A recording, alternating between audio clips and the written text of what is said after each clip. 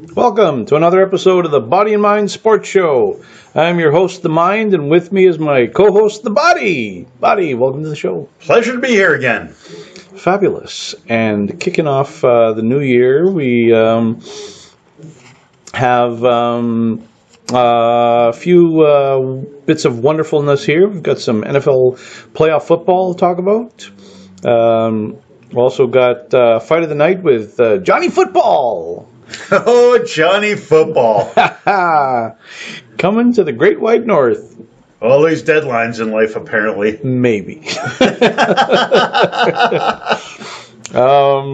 Speaking of the Great White North, we'll look at their favorite sport with an NHL Mid-Year Report card.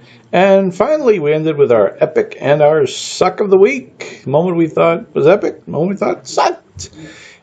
Teaser, there might be some talk of Wrestlekingdom in there. Yes. So, let's get the party started with NFL Wild Card Weekend action. 4 scintillating games that we have hand-picked for you. And it was even, it actually was handpicked for us because we never said the playoffs. That's what we got. Jacksonville versus Buffalo included. Yeah, we pretty much had no choice in these. I can guarantee you, fans, if we had a choice, we would definitely have excluded that Buffalo-Jacksonville debacle. Oh, my. Oh, sweet baby Jesus. But I guess we'll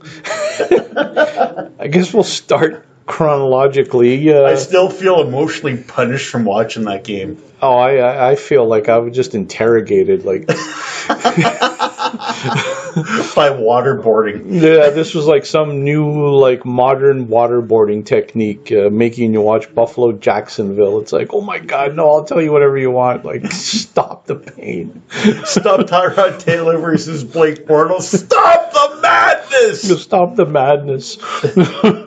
Man, I've stuck up for Bortles, but man, the last 3 weeks he's been every bit as bad as everyone's promoted and worse. Oh my.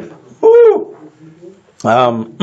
You know what? Yes, and we're on the topic. Yeah, it is this. We might as well just get the worst over Just with. get it over with. This is like the preliminary bout on like a card. You just want to get the jobbers over with. Oh, this is definitely the darkest of dark matches. Like, it's a wonder anyone bothered to pay for the lights for this match. Like, this game, this is definitely, I can easily say, I'd like to say that it's the worst football game I've ever seen, but I know there's been some fairly wretched games over the years. So, but you could probably count them on one or two hands. Oh, one hand for sure. Yeah, and this is a playoff debacle. I am definitely prepared to say that this is in the top 5, like, worst games I've ever seen. I swear, I've seen more offense in 1980s hockey than I did in this game. Yeah, it was. And it's not even an exaggeration. No, it is. It is unbelievable. It was just like watching this game, both quarterbacks, time and again, with just simple passes. Not even some crazy 40-yard long bomb, but just like literally a 5-yard check down pass. And a screen pass. And they're overthrowing these guys. The screen pass. Yeah. He's right there. And like Tyrod Taylor, he's trying to throw it to Kelvin Benjamin, and he overthrow. How do you overthrow Kelvin Benjamin? He's like 7 feet tall. Keep it in the stadium, man. In the stadium. For the love of all that is good and holy, how do you overthrow somebody like that? It's impossible. It should be impossible. Well, not for Tyrod Taylor. Oh, also, speaking of Tyrod Taylor and the Barfalo offense, questionable coaching, I would say. Well, there's a lot questionable about this game, but proceed. Well, the play that I'm pretty sure everybody was just fell off their chair when they saw is when Buffalo was gifted after some.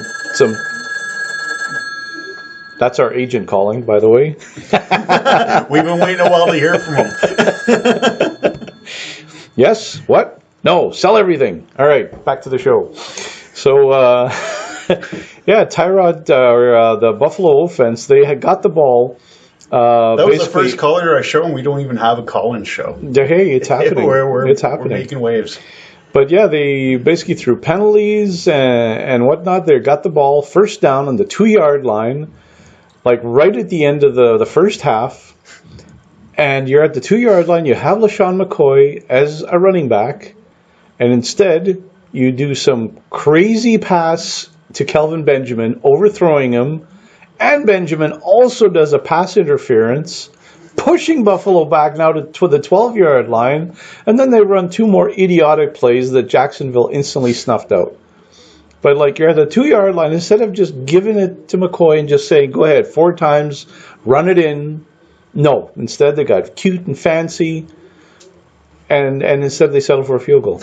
Funny you should mention that, because in unrelated news, on the same day we're doing this show, Darrell Bevell, the offensive coordinator in Seattle, got fired. I just saw that as soon as you mentioned pass at the 2-yard line. And well deserved. They pulled to Seattle, and it worked out about as well. It worked about as well. So yeah, this is a brutal game that there's nothing good that can be said about it. Or No. can you? Is there anything you can say about it good? No. The one thing going from this week is Roethlisberger hasn't played in 3 weeks.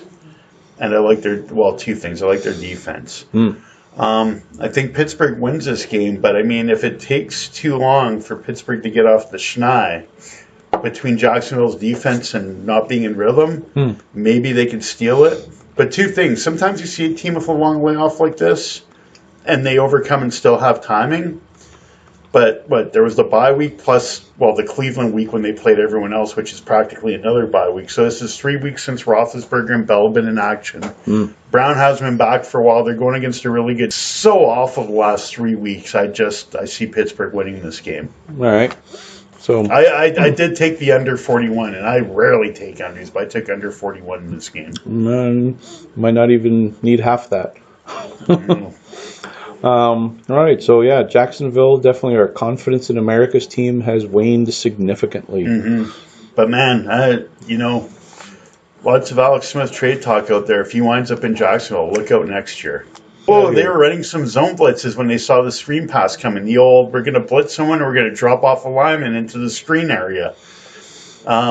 But yeah, Andy Reid's play calling and Charles Nagy the offense. That makes sense. That's how the world works. Well done, Bears. Gold star for everyone. There are no losers. No, not when you have participation badges. Thank goodness for that. Oh, that's so special. So Tennessee KC, do you see this just as an epic collapse from KC, or do you think Tennessee actually went and just dominated the second half and took it away from KC? I look at it as more of an epic collapse from KC, but even when a team has an epic collapse, the other team still has to take advantage of it. Yeah, I agree with it.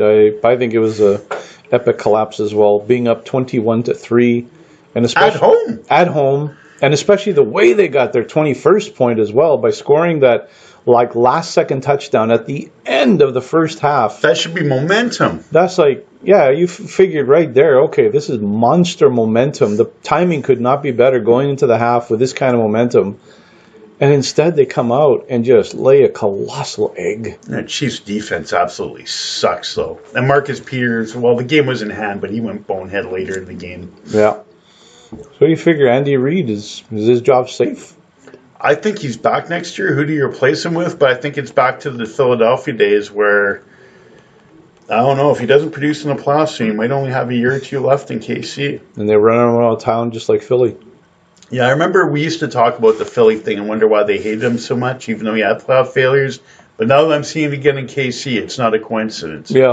It's perfectly understandable now. Yeah, you're starting to understand the frustration of that fan base. So yeah, that's true. That's a good point. I can totally see the KC fan base starting to get itchy. Speaking of fan bases, though, that, on the other side of it, that don't really care, Los Angeles Rams, they took on, we're going to have to start taking calls. We are. A little Body of Mind sports show. I don't watch sports. Well, you've called in. Congratulations. You're the first caller through. No, this isn't the pizza parlor. You got the wrong number. No. But yeah, the LA Rams,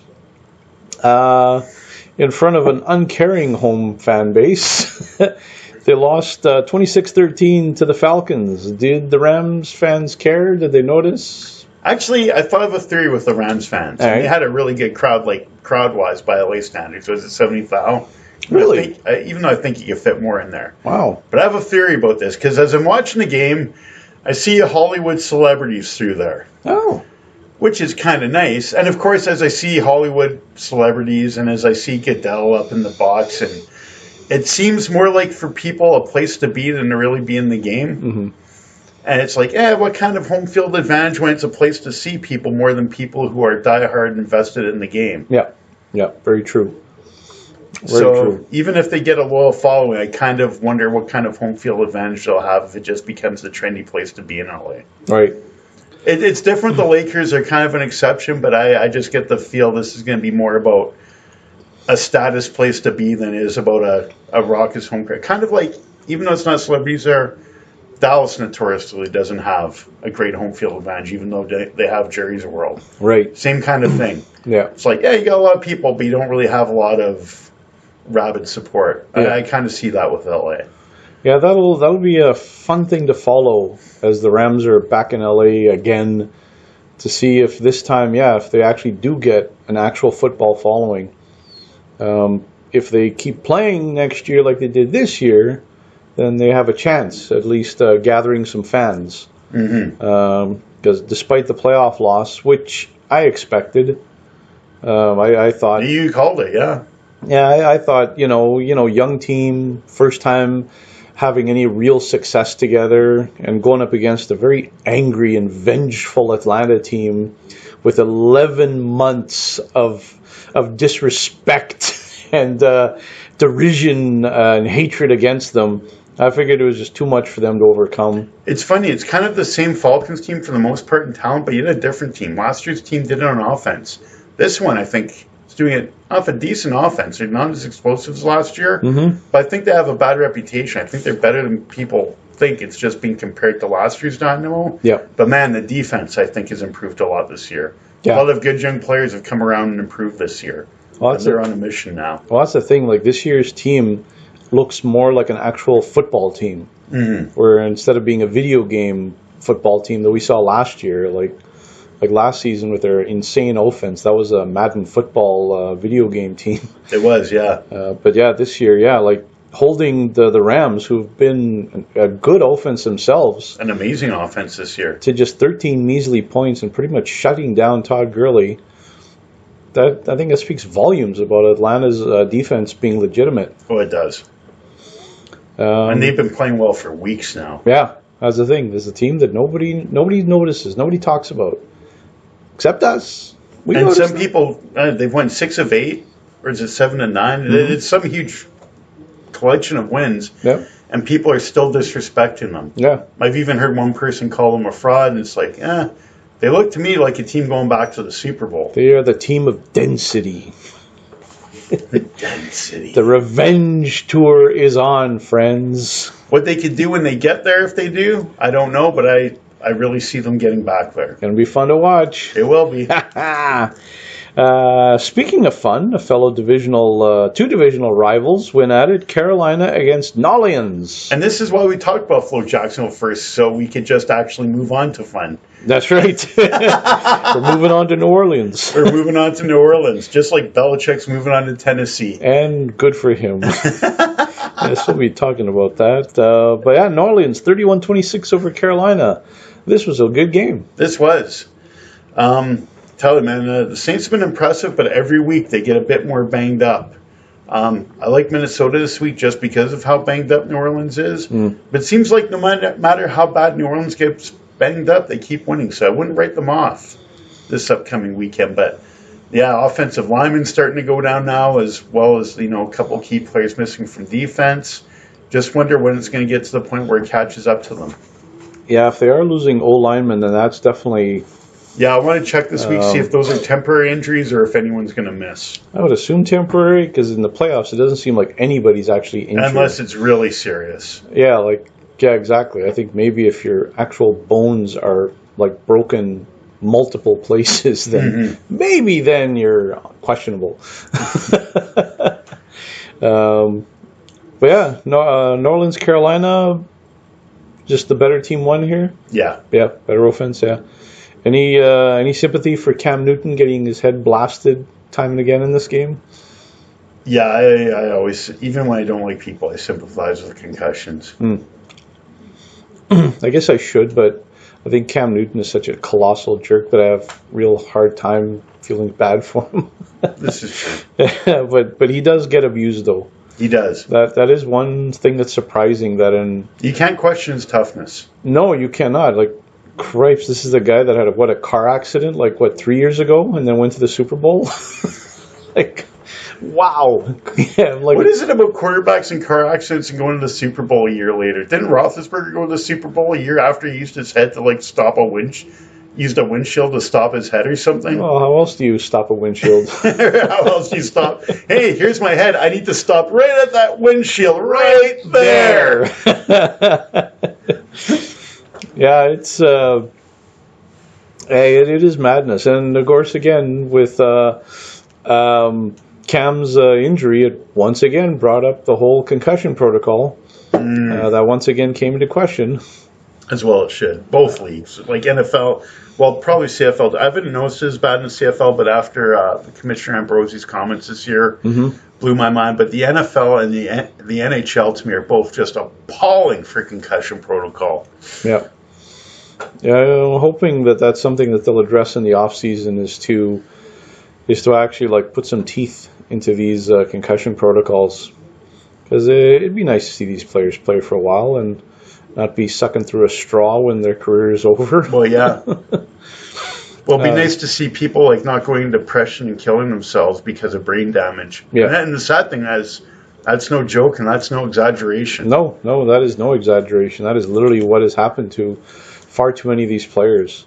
So hopefully in the off season, all the leagues actually can start taking this whole thing a little more seriously. Yeah, I fully agree. But yeah, I'm not holding out a lot of faith, unfortunately. Well, we shall see what the tall heads in the ivory towers come up with. We shall see. Probably excuses. So that is excuses. Oh, we got lots of them coming up. We've already had them for why people are calling us. That's right. We've got agents and first-time callers and an agent who is a first-time caller. Right. No, you can't be on the show. We're not taking calls. So that is our look at the NFL Wildcard Weekend, which brings us to round 2. Divisional games. We have 4 games that we have chosen for you. Or were chosen for us. Oh, they don't need to know that. Well, you know what? This is so good. We even would have handcrafted this ourselves. Oh, yeah, I think so. Well, except for the... Jacksonville, Pittsburgh? Yeah. Or Tennessee, New England? Yeah. Basically, we would have handcrafted the NFC. Actually, after watching that Buffalo-Jacksonville game, quite frankly, if it was possible, I would eliminate both teams from the playoffs. Like a double disqualification? Double disqualification. It should have been like wrestling, a double disqualification. Like both leave town, loser and winner. I've never seen that angle. Match. That would be awesome. You have 2 guys who are leaving a promotion. You have a loser leave town match, and they both pin each other and get counted out. And that's what it should have happened. That would just be awesome. Buffalo and Jacksonville. They both should have left town. But unfortunately, we are forced to accept one of them in. So let's look at the divisional games. Round 2. We have Atlanta, Philadelphia, Tennessee at New England, Jacksonville at Pittsburgh, and Nolans at Minnesota. Oh, boy. So let's start with Atlanta and Philadelphia. What do you say to this game? Man, I like Atlanta. Though I heard Lane Johnson, Philly's offensive tackle, talking about how Philadelphia feels disrespected, like people are treating them like the Browns. So that card always kind of scares me. But you brought up a good point before the show that Atlanta's been disrespected for a full year. Mm-hmm. And the other thing is, the way the Eagles have looked for the last 2 weeks, they've kind of looked like the Browns on offense anyways. Yeah, which is surprising, given that even if Nick Foles isn't up to snuff, you would think that at least their running back combo of Blunt and Ajayi would cover any deficiencies that the offense would have. Well, I have a theory on this though, because I think that offensive line's been banged up. Peters out at left tackle, and that really hurt I think with Wentz and his mobility, that buys you time. Now that you have the pure drop back guy, that blemish kind of sticks up a bit more. Well, that's an interesting point then. That just Foles being who he is, lack of mobility is exposing more holes than we previously realized. Yeah, that's a good point. So you figure Atlanta is going to go into Philadelphia and just take this away from them? Yeah, I think it might be a pretty close game and low scoring, but I'd like Atlanta. Yeah. I'm not talking Buffalo Jacksonville low scoring. No. I'm talking you could talk about a game you could watch. And feel good about. Unless you're a Philly fan. And in Philly you won't be terribly happy. No. Yeah, I don't think they'll win either. I'm firmly on the Atlanta bandwagon. I've got them winning the whole thing this year. And fearless forecast, if they make it to the final and they are facing New England, I will predict that will be the highest rated television football game of all time. Interesting prediction. Could come true. Atlanta and New England, the revenge match. I take Atlanta, but I didn't put much on it last year, so it's they're the dog. It's a close game. If it's Atlanta, New England this year, I don't know. I'm feeling real confident. All in on Atlanta. Oh, yeah. You might actually see the account empty this year. Oh, yeah. And if it goes wrong, like literally empty. Going Vegas, are we? Against Brady and Belichick. Never a wise move, but I'm feeling historically brave right now. Well, I haven't had to refill that account in over 3 years. I'm due to finally lose that money. Nice. It's good to have a mission. I've even withdrawn money on it. Well, speaking of Brady and Belichick, how about we look how they're going to handle the surging Tennessee Titans? It's an interesting game because Brady in the last, few games, 6 touchdowns, 5 picks. Threw a pick against Pittsburgh. He never throws picks against Pittsburgh. He nearly threw a second one against them. And one thing, Tennessee was, I think they had 41 sacks this year. They had a good amount of sacks. You need to hurry, Brady. Not big on that secondary, but the fact they're decent against the run, they can pressure the quarterback, and they don't have a big-time pass rusher, so it's like, where's the pass rush coming from? This round is sometimes New England's biggest problem coming off the bye week. They've had some close calls in this week. They actually had the Jets knock them off one year in this week. Right. They had Baltimore nearly knock them off one year in this week. They had Houston gave them a game last year with Brock Osweiler at quarterback in this week. So that's a statement. I see New England winning, but I have Tennessee, even though I don't think they're nearly as good as New England, and Mariota scares me. I see Tennessee possibly covering the 13.5 that was there when I first took it. Interesting. Do you think that New England might have been just kind of playing a little possum at the end of the year, not really going all full out? No. Nope. You think it's legitimate weakening at the end of the year? Yeah. Okay. So I still think they're a really good team, but they just don't look the Patriots that they usually look like. Okay. So expecting the Patriots to win, but more of a squeaker rather than a big confident victory. Yeah, like a 10-point win maybe. Right. Like Tennessee sticks in there and New England pulls away late, but it's not an actual blowout.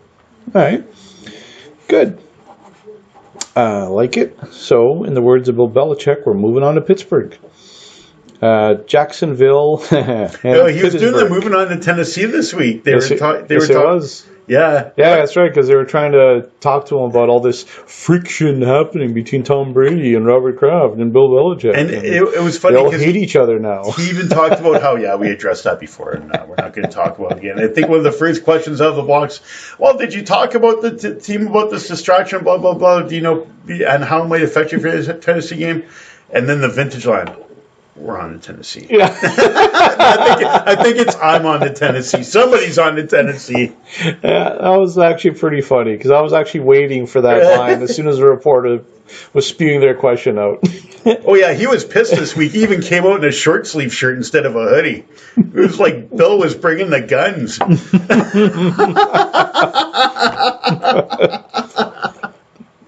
Don't mess with BB. Mm-mm. All right, so Jacksonville at Pittsburgh. Will this game be better than the Jacksonville-Buffalo debacle? Anything's better than the Jacksonville-Buffalo debacle tank. Mm-hmm. And Roethlisberger, he hasn't played in 3 weeks. Brown hasn't played in weeks. Bell hasn't played in 3 weeks against a really good Jacksonville defense. Mind you, every once in a while you see a team with a layoff like that, and they do come out with their timing intact, and it surprises you. But I think they're going to come out slow early. And Jacksonville's offense will come out slow for the whole game. I think Pittsburgh wins this here, but you never know for sure. And but I see Pittsburgh winning, and even though I don't like taking unders, I took the under 40. I just don't see many points when I put that all together. Yeah. I see like a 23-3 Pittsburgh win or something ugly like that. Wow. Yeah, it might not be much better than that Buffalo-Jacksonville game. Ooh. One of those slow, excruciating deaths. Yeah, I know we definitely both actually sat here and defended Blake Bortles throughout the season. Because I felt exactly the same, that this guy was underappreciated and he was maligned far too much. But goodness gracious, over the last few weeks... he's been everything that people have hyped him to be in a bad way. Yeah, he is definitely putting egg on our faces. It is possible. To actually put up a performance so epic that they pretty much say, okay, offense, we're not even counting on you fools to get us points. We're going to go get the points. Kind of like the 2000 Ravens. Yep, exactly right. So no, that's not out of the realm of possible, especially if Pittsburgh comes out rusty on offense. So that's the only thing that I'm wondering here, is that as pathetic as Jacksonville disgusted me last week, just to have this crazy thought in the back of my mind of what if the defense just decides that they're just going to take this over. Yeah, it's not thoroughly impossible. Let's see how this turns out. I would expect Pittsburgh to win, but this is one of those I definitely didn't bet him games. to win or anything, even though I have that feeling. I didn't feel strong enough. And as much as I'd like to take Jacksonville as a dog, and I took him in Pittsburgh earlier this year, I don't feel good about taking either team in this game. Yeah. Though, hey, there's always in-game wagering. The road to disaster. Oh, it's I'm driving straight down it. Straight down it with 4 flat tires. And headlights on at noon. Well, one game that should go from a 4 flat tire, headlightless truck to a racing car of Formula One proportions. Our last game, New Orleans at Minnesota Vikings. This should be the game of the week. This should be the game of the week. What do you think? Like the Vikings just because of how banged up the Saints are, but I wouldn't rule out the Saints here. I really do think this is going to be a fantastic football game, though. Minnesota at home, they're going to dominate, though, in the end and crush the Saints. If they dominate, it might be at the end of the game. I don't think it's for the whole game. No, I really? think it's pull away late. Okay. And like I said, don't write off the Saints because even though they've been banged up at times this year, they just still keep winning. Do you think there'll be a case that just the Saints are just that good a team, or is Minnesota going to get nervous in front of a home playoff crowd? Oh, and I'm waiting for that against Atlanta the next week. Okay. If everything breaks the way we do. Okay. So for this one, they'll be good, pumped up, charged up, playing at home in front of all the Viking fans. It'll just be they're facing a crazy tough opponent. Yes. All right, love it. So you still think Minnesota will take it, or New Orleans will upset here? I have Minnesota, but I wouldn't put it past New Orleans to be able to pull the upset. All right. Love it.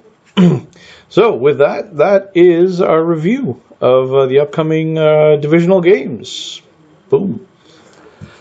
Next, we have the good old fight of the night.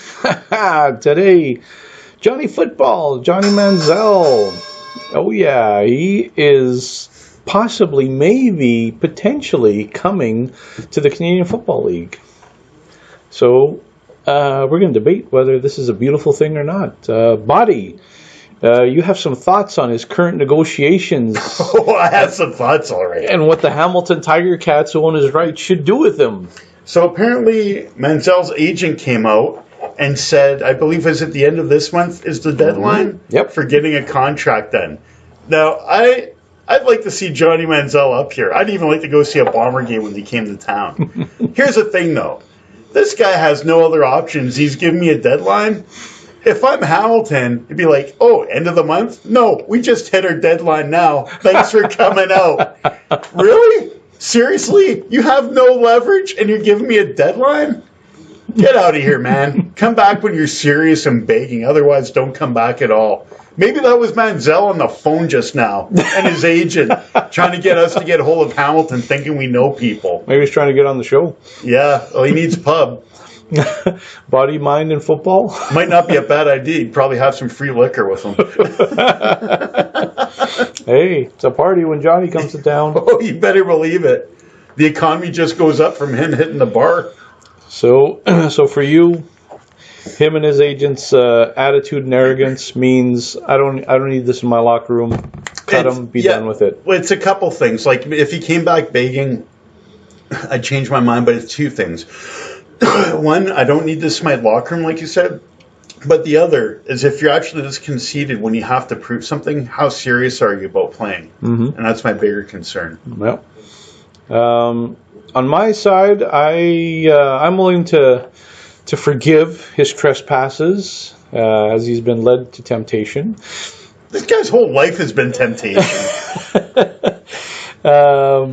So I'm willing to take a wait-and-see approach here. I basically, if his agent, obviously him and his agent don't appreciate the magnitude that the CFL is, that they obviously figure that the Canadian Football League is just some kind of like, small league run by a couple of guys in a garage and doing stats with pencil and paper. They don't realize this is a league with over 100 years of history. It's older than the NFL, twice as old as the NFL. They have actually the oldest championship in North American sports. It's a well-run league, rich league. They have an excellent television contract. Teams have just been getting stronger and financially secure for years now. The league isn't in a position where they need Johnny Manziel. It's more of a nice to have. It's like, I'm going to have this cake, but yeah, if you want to go give me a little bit of ice cream on it, sure, I'll take your ice cream. But I don't need the ice cream because this cake is really tasty right now as is. With Johnny Football, I'd basically, if I was the Tiger Cats, and I think that's what they're doing, I would say, yeah, let's relax. We're going to deal with you on our schedule. And this January 31st, agent, where are you guys going to go? You going to go to the Arena League? Good luck with that. And you can kiss your NFL career goodbye forever if you go down there. So I'd be like, if you want to have any shot of playing pro football and making good money and potentially and attracting the attention of NFL scouts, then the CFL is where you're going to go. Okay. Now, if you don't want that, then yeah, away with you. But I'd say, we're going to negotiate on our time, on our terms, and I would definitely make sure that he has a non-guaranteed contract that's incredibly incentive-laden. I would agree with that, but yeah, here's kind of where I counter a couple points. If they haven't done homework on the league, do you trust them to take the playbook home and do homework? And number two, about the ice cream, that's great, but I don't want the ice cream on my cake if someone left it on the counter for a week. Oh, you haven't lived until you experienced a weekend of food poisoning. I haven't lived. I may be glad I haven't. I think there might be some while you're still alive. Oh man, this might not be a good omen because earlier today I was discussing with someone how I've been lucky never to get food poisoning. Oh, the second time it's come up today. Yay! That's kind of a scary omen. I might be experiencing it soon. Perhaps we should change topics then. Perhaps we should. I'm willing to give Johnny and his camp, a pass on this. This is like strike one. Fine, you got your strike.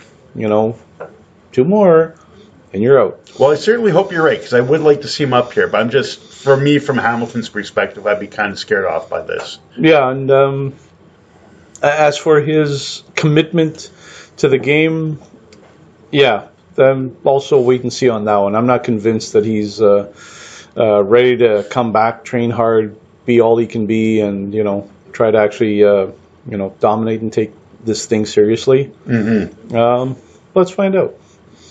I hope he gets signed, and then he comes up here, and then he plays the Winnipeg Blue Bombers and gets destroyed to oblivion.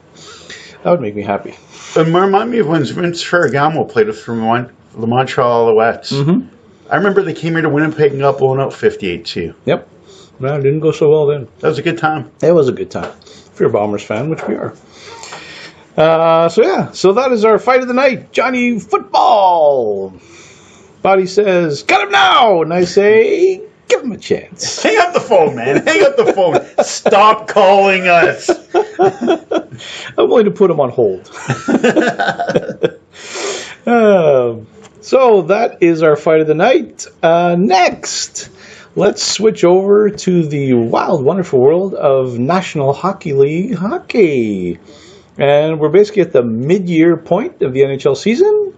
So why don't we do a report card? Might as well. We haven't talked enough hockey this year. What the puck? What the puck? What the Peter Puck? I miss Peter Puck. He was awesome. He was awesome.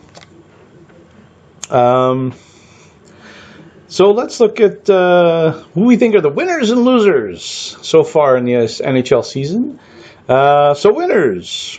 One of the teams we have is the Las Vegas Golden Knights. What a story, man. What a story. They've done a great job building this team. And they're legit contenders. They have speed. They have balance. So it's teams with four lines that sometimes scare me more than stars because you just can't take out one line. That's true. And that's the secret, especially in today's NHL, that now that they've switched over to more of a skilled league, so smaller, faster, skilled players rather than the big, heavy, bruising guys. And obviously Las Vegas, George McPhee, their GM, he knew what he was doing. He purposely went out and he picked players like that suited today's NHL. The small, fast, speedy, skilled guys with the quick hands, quick feet. And they made sure they had an eye on chemistry, too. Yep, exactly. Good chemistry, and four lines. And they're certainly not short on goaltending. Oh, my Lord. Team that's used 5 goalies so far and kept winning. That's the amazing thing. Going down to their 5th goalie and still winning. Like never having any prolonged losing streak. Absolutely amazing. Right now they are number 1. Yes, number 1 in the Western Conference with 60 points. 41 games, 60 points. They are 9-1 in their last 10 games. Like this is a team that's just rolling, and they keep rolling. So Golden Knights, well done. Vegas is winning. Vegas always wins. They do. And actually, we didn't talk about this during football. I can't believe we skipped by it. But in a couple of years, they'll be winning because John Gruden's back in Oakland. Return of Chucky, baby. It's going to be all roll of the dice for sports teams in Vegas. I think it's fair to say this is going to be the Body's epic of the year. Oh, it is. Never mind week. I had a different epic. I kind of wanted to tag team your epic, but it's like, whoa, hold on. I forgot about, Yeah, we have... there's a lot for Johnny you to like Gruden this week. Yeah. There's that. There's the one I was going to epic like with you. Well, I already gave the teaser. And even my epic suck is almost technically a like because the guy's such a clown that I'm going to bring up. I kind of like it. I love it. All right. Well, you have to look forward to the epic and suck. Other teams that we think are winners this year, St. Louis Blues is one. Yes. Even though they have been a good team for... better part of a decade now. This is a year that just through just player injury and players just leaving the team, that people are expecting a severe regression, and that the Blues would be like clearly out of the playoffs and would be almost a rebuilding year. No such thing. Blues, 4th best record in the Western Conference, despite suffering through a number of injuries to key players. Doesn't matter. Still winning. Still up there and challenging for not just their division, but their conference. Yeah, still going strong. So St. Louis Blue. Another winner we have, Tampa Bay Lightning. Man, just dominant this year. Just absolutely dominant. Yeah. There's a team that they're leading the NHL 65 points.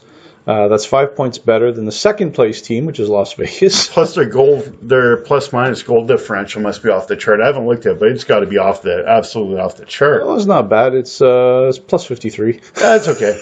They show up. They work hard. They're good kids. Just to put it into perspective, they're plus 53. The next best, which in a normal year would be pretty epic itself, is plus 30. Whew, almost double. So they're nearly double, plus 53. Like they have like the best offense, like beyond compare. They've scored 160 goals. The closest thing is the Winnipeg Jets with 151, so 9 behind. But they also complement that with incredible defense, with one of the best goals against. So yeah, the Tampa Bay Lightning, they're just playing video game hockey right now. Pretty much. The 31-9 record, just crushing at home, crushing on the road. 7-2-1 their last 10, just rolling. Another surprise team this year, another surprise winner, the New Jersey Devils. Though they're on a losing streak right now, but they've been a massive surprise this year. They've had some lean years in New Jersey, and they've bounced back strong. Yeah. Though they've made a good transition now to becoming a speedy, skilled team themselves. That's exactly what they've done. Yeah, the New Jersey was like the ultimate, like slow, plodding, trapping team. And just really, I don't know, in a couple of seasons, they've suddenly transformed themselves the exact opposite. It's hard to turn over your roster like that, to change personality and get the people in. Yep. But yeah, good job done by the Devils organization. And it's personally, I like Jersey, so I'm happy to see that the Devils are back in playoff contention once again. You know, when you look at it now, Lou Lamoriello leaving there for Toronto might have been best for both him and the team. Maybe just a change was needed on both sides there. Well, yeah. Well, with Jersey, I mean, they left behind, excellent management. So obviously, they just had a strong management team to begin with. Mm-hmm. So yeah, it's like Lou Lamoriello. Yeah, he's a great manager, but it's obvious Jersey just didn't need him as badly as Toronto did. No. So yeah, that was him leaving was an epic win for both franchises. Because Jersey is still a great managed team, and Toronto has now become a great managed team as well. Another team that's a surprise winner as well, the Winnipeg Jets. Yes. We even had questions about this team early in the year. Very much so. Goaltending heals a lot. It does. And especially after their first 2 games of the season where they were shellacked. And it looked like everything we questioned was to be questioned. To be questioned, yeah. I think the first 2 games was 7-1 against Toronto and then 6-3 against Calgary. So yeah, that was not a happy time, but boy, ever since then, they have turned this completely around. They have. They now have... they've done it with injuries. They lost Buffalo for a while. Now they're without Scheifele. Yep. Yeah, and key injuries. Yeah, they're top defenseman and top forward, really. Yeah. But yeah, despite that, they've been rolling along. They have the 3rd best record in the NHL, 59 points. And again, the last 10, 7-1-2. By the way, I've discussed this with you, like, off the show. But in 2014, the Houston Astros were on the cover of Sports Illustrated when they were a futile team. And the cover said, look at your 2017 World Series champions. That's came right. to fruition. About 3 years ago, I think it was, there's the Hockey News Prospects magazine issue. Yep. And on the cover, there's a Winnipeg Jet, and look at your 2018 Stanley Cup champions. Could this be the year of that trend? It's a nice thought to have. I'm not going to hold my breath on it, but it's not that laughable right now. Well, the amazing thing is that lately, like literally in the last couple of weeks, I have read articles and listened to more than a few hockey analysts now that are actually talking about the Winnipeg Jets being a Stanley Cup contender. Didn't you take them at the start of the year to win the Cup? I did. Well done. I do that every year. Still well done if it comes through. So I would like to... You're an eternal optimist. I would like to accept this as genius, but this is just my yearly bet. I'm just going to throw it out there. Every year you have the Jets to win the Stanley Cup bet. Done. So there we go. Another team of unexpected happiness is for your side, the Boston Bruins. Oh, the Bruins are back. The Bruins are back. The Bruins are back. Yeah. You've got the young kid McAvoy on defense. You got the old man Char on defense. Mm-hmm. Oh man. Yeah, what a great pair those two are. They are, yeah. It's like it's a Bugs Bunny cartoon. The Spike and Spike, what's the little one? The little guy. It bugs me now. Yeah, it's like... Come on, Spike, let's go get him, man. Yeah, exactly. Shut up. Shut up, Crunch. That's what those two remind me of. The bulldog and the little mouse or whatever, the little dog. At the end, the two big things with them are going to be the East, because as disastrous as Pittsburgh's been, we'll get to it. It'll be different in the playoffs, and just Tampa Bay's been incredible. Can't write anyone off. The other one, Tuukka Rask has got to do it in the playoffs. Yeah. That's been the big difference, because Boston was struggling earlier in the year, and because so was Rask. And then Rask basically right after I traded him in my fantasy pool, he got hot. Thank you. Yep, you're welcome.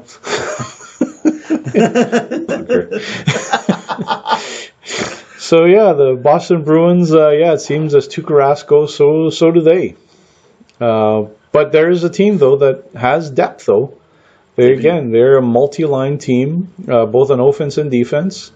And 8-0-2 in their last 10, so they ain't losing. No, they're rolling right now. They're rolling. And our last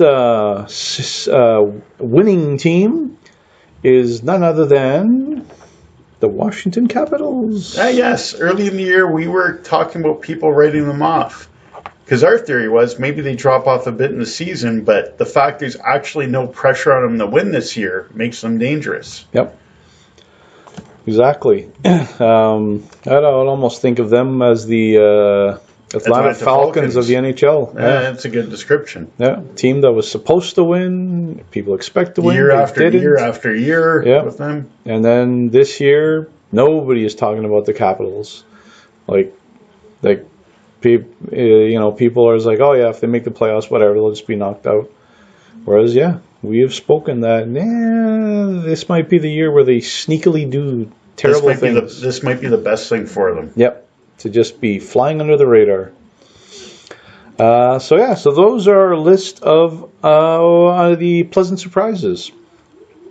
And, of course, there must be balance in the force. So now we have hot garbage. We have hot garbage. These are the teams that we thought would do so much better than they currently are. Let's start off with the Ottawa Senators. Oh.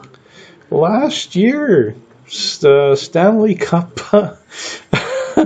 the Stanley Cup challengers. This year, toilet bowl challengers. Oh my, what happened here? Oh, man.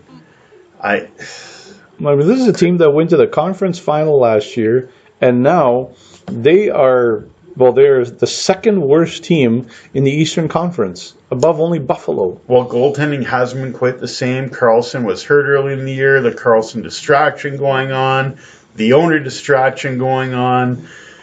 Guy Boucher, to me, is a guy who it fades fast with him. I don't know if that's going on here. Remember, he was incredible in Tampa Bay, and it just automatically dropped like a split-fingered fastball. Mm-hmm.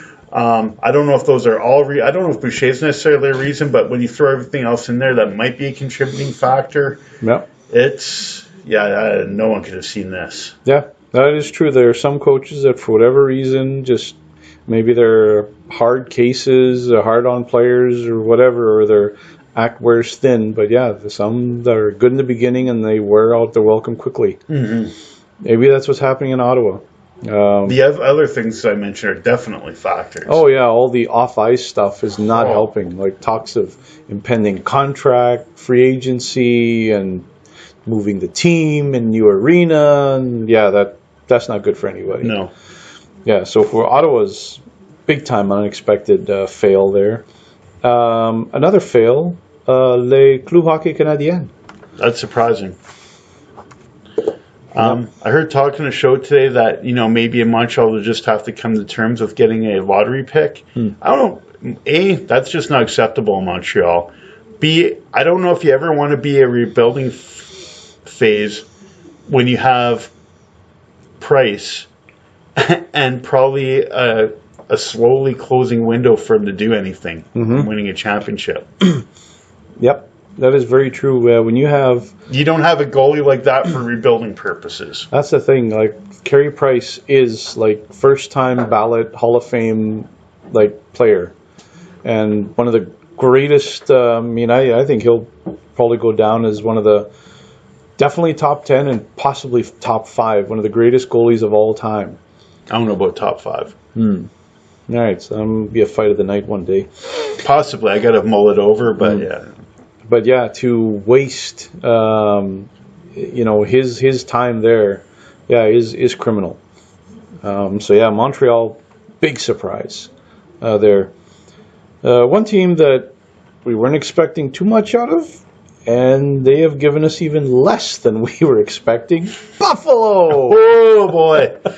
Good thing for the World Juniors there this year, because that's the only way they were seeing good hockey in that city. Oh boy! Oh. Evander Kane cancers another team, and there's the screwy thing about all this is that for as much of an off-ice issue as Kane has been, this year he's actually producing points. And I'm sure he's got to be far from the only. When you're losing that much, it's more than one person being a problem, but it's just major disappointment there. Jack Eichel's had an off year too, I believe. Well, Eichel has been, he's starting, to get back. He was injured for a while there, so he's starting to get some of his game back. But for the expectations when he was drafted, yeah, because he was practically like him and what's that fool? McDavid? Yeah, him. He's a good kid. He tries hard. Yeah, he's got some skills. Yeah, he's all right. He tries. It's like. The two were, there was a point, there was a debate. That there was even a debate of, who's number one and number two. And after a while, McDavid did pull away, but still, Eichel should have at least been just the very next tier down, still a superstar. Yeah, exactly. So I know he's definitely gotten frustrated because he's made such comments in Buffalo about just the team just not performing well and not being better that he thought they'd be further along. So, very disappointing there. Once again, Sabres fans suffering. Speaking of fans that haven't known suffering for a while, Pittsburgh Penguins. But that's a team that is surprisingly weak this year in comparison. Yeah, I wonder if time's just catching up with them, or just the extended playoff runs and they're tired, or if they're just having trouble turning it on until they absolutely have to. Had so much playoff success over the years, it must be hard to get motivated for the regular season now. Yeah. Or they just need change and they're getting stale. I'm not sure. It's an interesting question. Well, this idea that, they have been disappointing, but I'm also of the mindset that they're just lying in the weeds and just waiting for when the games start to matter. I'm wondering if they need to make, not a big one, just a small deal at the deadline just to get one fresh face in there. And they will. Even if it's a role player. Yeah, and they will, because they do this every year. Yeah. And it generally works out for them. And just getting closer to the playoffs and the deal, once they do that, maybe they just start looking like the Penguins again. Yeah, well, they're kind of, almost reminding me of stories you hear from the New York Islanders, and they had their 4 Stanley Cups in a row. But they got to a point where the players, and even the coaches and everything, Al Arbor there is kind of like, it got to a point where they kind of went on cruise control. The Islanders never really had super dominant regular seasons for a 4-time Cup champ. Yeah. They'd always be up there in the standings, but they weren't super dominant. And that's the thing. And with them, it's like they just knew that, this regular season stuff doesn't really matter. We just kind of need to get to the playoffs. Then we'll bring the pain. And they did. 4 times in a row. So, I think Pittsburgh may be doing the same. That wouldn't surprise me. I'd be very wary of the Pittsburgh Penguins. One team that we should not be fearing is the Edmonton Oilers. That's been interesting. Maybe we should have expected a step back this year, but not a step like this. No. This is like someone took a couple steps back, didn't count, and then fell off a cliff. Yeah. Yeah, especially since, and I was surprised as well in the offseason, you mentioning that, yeah, the Oilers probably weren't going to be as dominant as last year. But I was surprised that in the offseason, reading various hockey preview magazines and watching hockey preview shows, and how pretty much every analyst picked the Oilers as a Stanley Cup contender. Like as a legitimate Stanley Cup contender, and most people picked them to be in the Stanley Cup final, if not actually winning it. So like the Raiders in the NFL, where a lot of people expect them to challenge New England this year. Exactly the same. Which I thought was amazing. After like one really good year last year, all of a sudden this team is going to go from 0 to Stanley Cup champion. Like that seemed to be a bit fast. But I'm just thinking Dennis Green right now. They are who they are. You want to anoint them? They actually are who they are. They are. We think they are. Yeah. Well, so Edmonton. Yeah, if you didn't think they were kind of like at the level people were expecting. No, neither did I. But I didn't expect this. But yeah, I am the same. I did not expect this level of struggle. No, I expected about 95 points in the standings and maybe a second-round exit in the playoffs. Right. Yeah, that would make more sense. Like, I would get behind that. But as is right now, Edmonton is 9 points out of a playoff spot and making no headway at all. No. Like, they're 3-6-1 in the last 10 games. They just cannot string any kind of a winning streak. Speaking of a team that has not known winning since... 1995, Arizona Coyotes. But mind you, just like when they were here as the Winnipeg Jets, they follow like a promising year with garbage. Yeah, except in Arizona, they follow... Well, they've never had a promising year. No, but I mean, in Winnipeg, they would actually have some really good years and then fall. This was just kind of like, we're going to turn the corner. Yeah. They didn't turn the corner. They just went in reverse. Yeah, it is amazing. Technically, yeah, they had a good year, 4-ish years ago? Almost half a decade ago. Almost, yeah, when they actually went to the conference final against the LA Kings. And I remember that was a game even in which the refereeing actually kind of did a bit of a number on Phoenix. And I thought they kind of like screwed them over in that game series against the Kings. Mm-hmm. But yeah, that was a year in which it looked like, okay, finally, they're in the conference final. Finally, this team is turning the corner. Nope. The very next year, they went out and did a classic Ric Flair face plant. Stumble. Boom. Stumble while take 2 steps backwards and boom, face plant. And yeah, this year they have face planted even harder than we would expected given the off-season moves they made. Oh, they got up and gave themselves a pile driver after that. No opponent needed. If you think to yourself, how could someone possibly give themselves a pile driver? Watch a Phoenix Coyote game.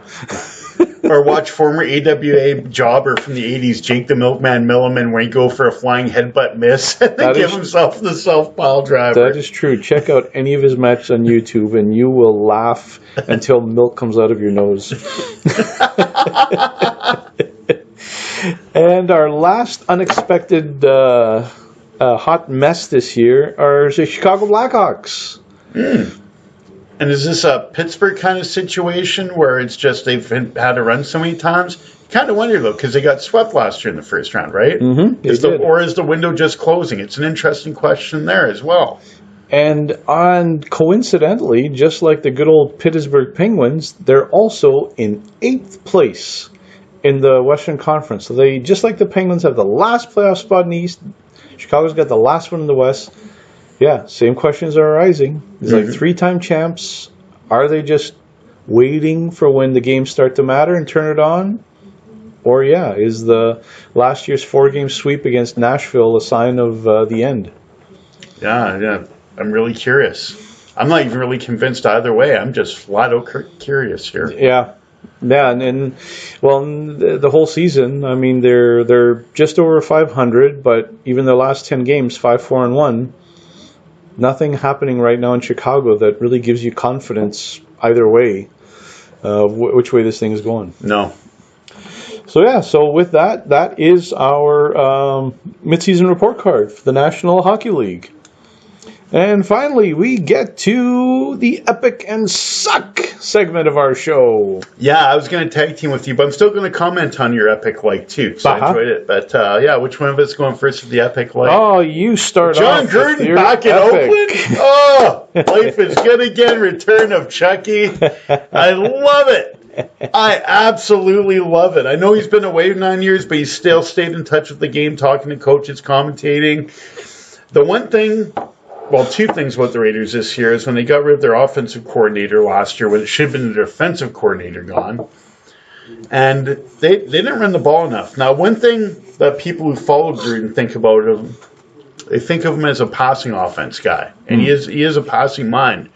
But when he left the Raiders, it was actually the running game was the first thing to go. So with Lynch and he used to have a two-headed backfield of Tyrone Wheatley, who was a power guy, Charlie Garner, the small, shifty, quick guy.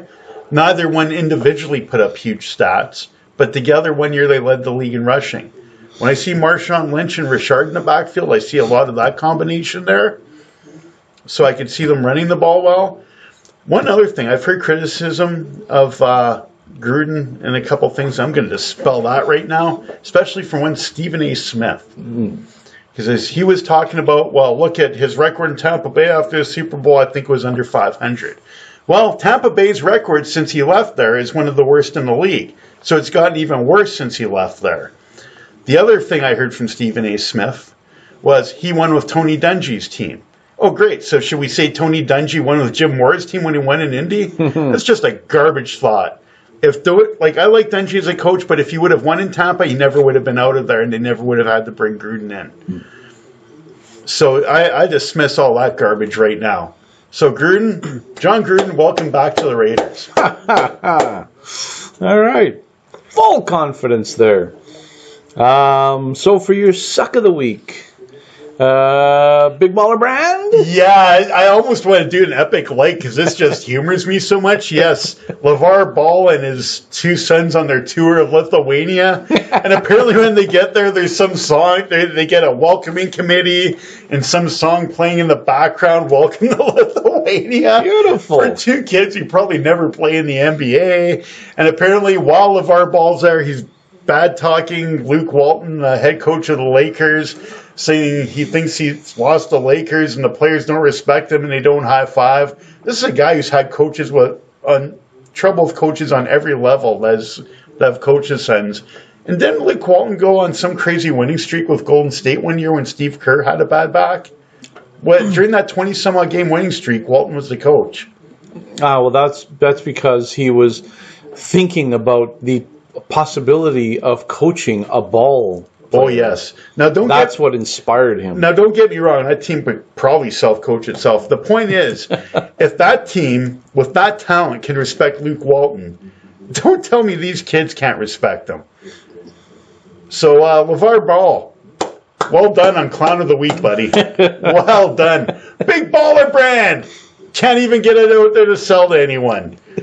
What was it, $4.95 were the shoes? Have we moved the decimal after the 4 now? I think we should. $4.95. I absolutely just put them back in a box and take them out of the glass case. Well done, son. Well done. Oh, Vilnius, get ready. Big Baller Brand coming to town. At a discount store near you. So my...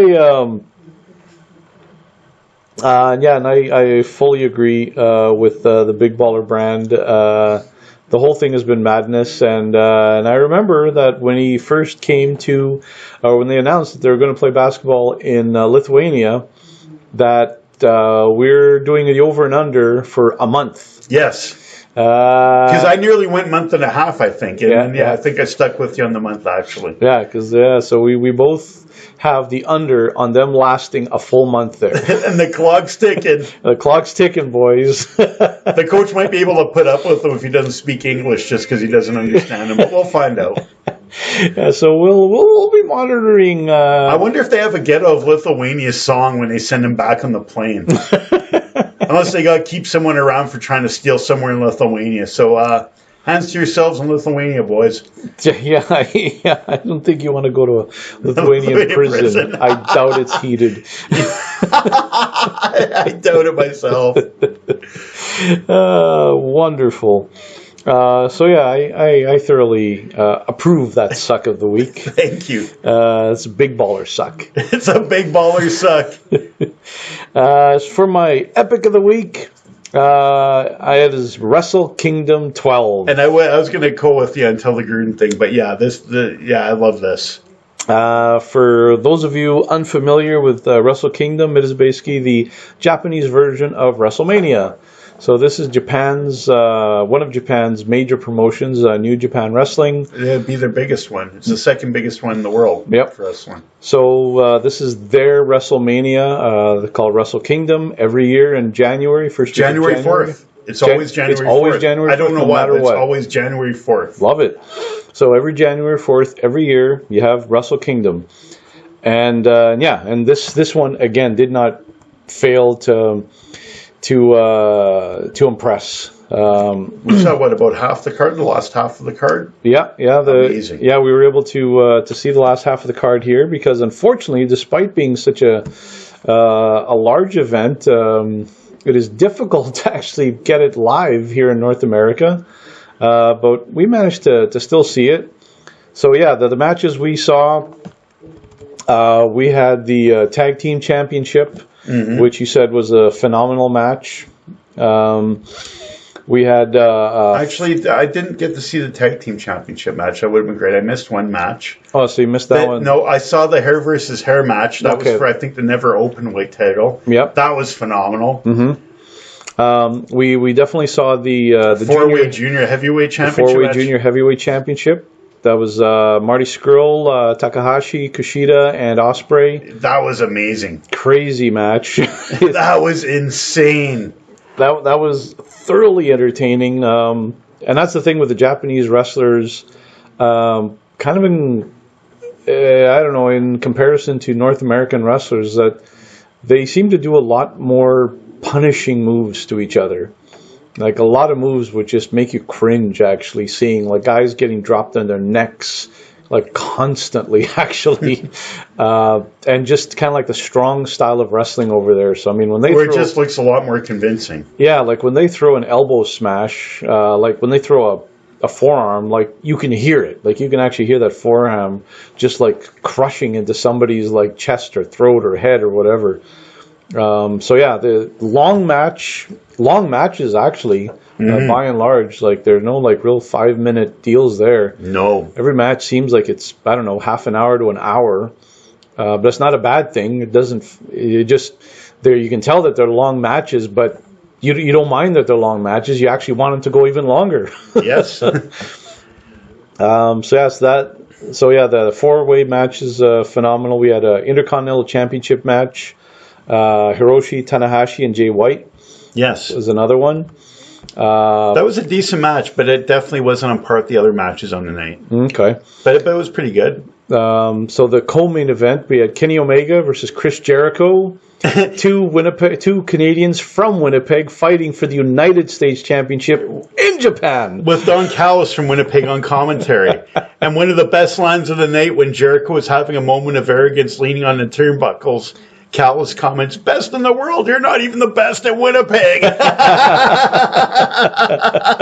Fantastic. Great match. A great match. Jericho full on heel. Oh man, it was awesome. There was one point in the match, the action's outside the ring. Jericho's taking it to Omega. The referee, Red Shoes, gets in there. Jericho smacks him around. Then one of the guys at ringside, an attendant or something, it's the referee's son. Mm-hmm. Jericho starts beating the tar out of him and puts him in the walls of Jericho.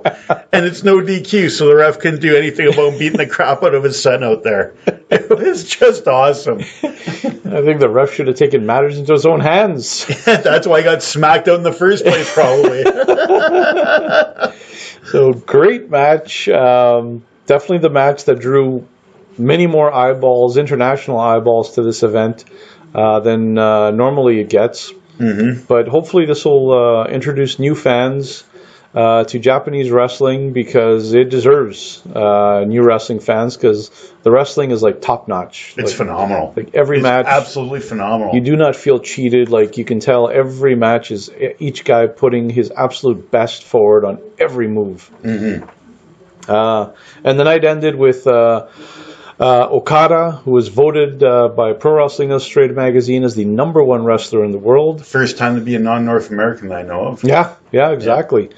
Defending his heavyweight championship against Tetsuya Naito, who's a very angry man if you've ever seen him wrestle. This was an amazing 36-minute match. This match was amazing. It was incredible. Both guys delivered their finishing moves multiple times, because once wasn't enough. Once wasn't enough to kill the will of their competitor. Exactly. The will and the spirit. Great match. Zero complaints again. It was 36 minutes. It could have gone 1 hour and 36 minutes, and I would have been happy beyond belief. Oh, yeah. And two things. The athleticism is amazing, but one thing they really do well in Japan, and when you talk about the strong style, that's an amazing thing. Man, if you watch wrestling, you know about selling, where it looks convincing, the psychology. Man, they sell in those matches. Well, and they really sold in this match. Well, and like I say, the match was so punishing. The moves were like so devastating. Like you could hear when they kicked each other. Like you could hear those kicks, like easily. Like you didn't need like specialized audio or enhanced audio or anything. You could hear and you could feel those kicks. You could feel every elbow smash and every punch and every forearm. Yeah, obviously it's choreographed, but when we watch Japanese wrestling, it looks more like a fight. It's not so obviously choreographed. No, it is definitely a fight. It was a good fight, and I know I was sore at the end of the match. I was sore the next day, but it had nothing to do with the wrestling. So it is my epic Wrestlekingdom 12. Well done. That's an awesome epic too. Did not disappoint. Thank you. And with that is the end of our show for another week. Thank you for listening, and please remember to subscribe and like us. And Body, thanks again for another great show. Thanks, and we are quite likable. We have people we don't even know trying to call us during the show now. Exactly. So stay tuned for a future edition where we might have a call-in show. Even if it's just wrong numbers. Thanks again for listening to another episode of the Body and Mind Sports Show.